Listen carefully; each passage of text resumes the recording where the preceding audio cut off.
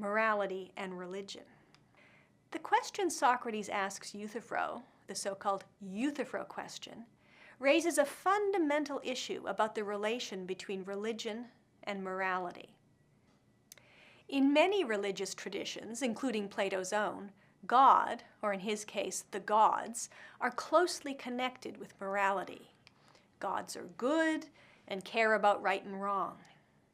Indeed, Socrates in the Euthyphro appeals to this connection in order to criticize some portrayals of the gods in popular literature and in public ritual. In this, he's following in the tradition of Xenophanes, who also objected to poetry that portrays gods engaged in immoral behavior. Even Anaximander and Heraclitus follow this moralized conception of God by characterizing the divine order of the universe as a kind of justice. When Euthyphro says, "What all the gods love is pious," he invokes this connection between gods and morality. When Socrates asks him whether the gods love pious actions because they are pious, or the other way around, he invites him to reflect on the nature of that connection. Does the connection between gods and morality reveal the nature of morality about what makes things right and wrong, or does it rather reveal a deep truth about the nature of the gods, that they care about right and wrong, that they are perfectly moral beings?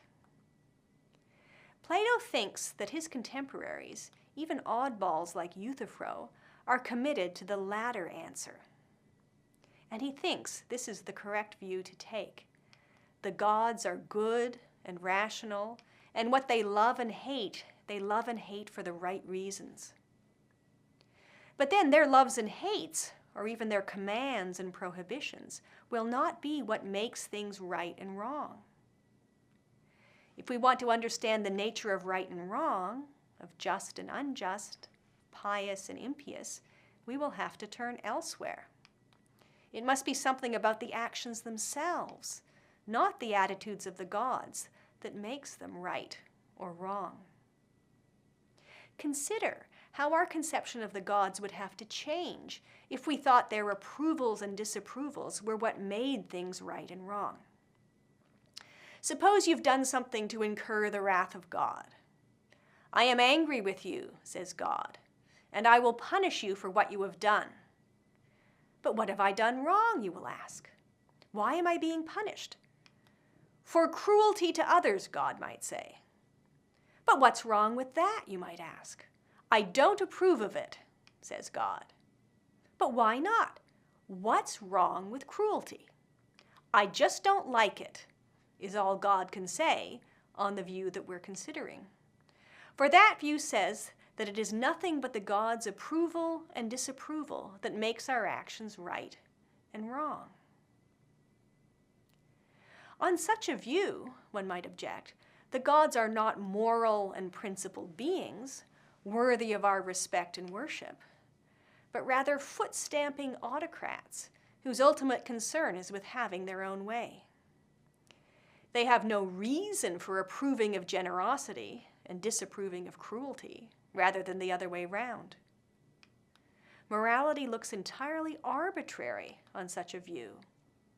And the gods don't come out looking very good either.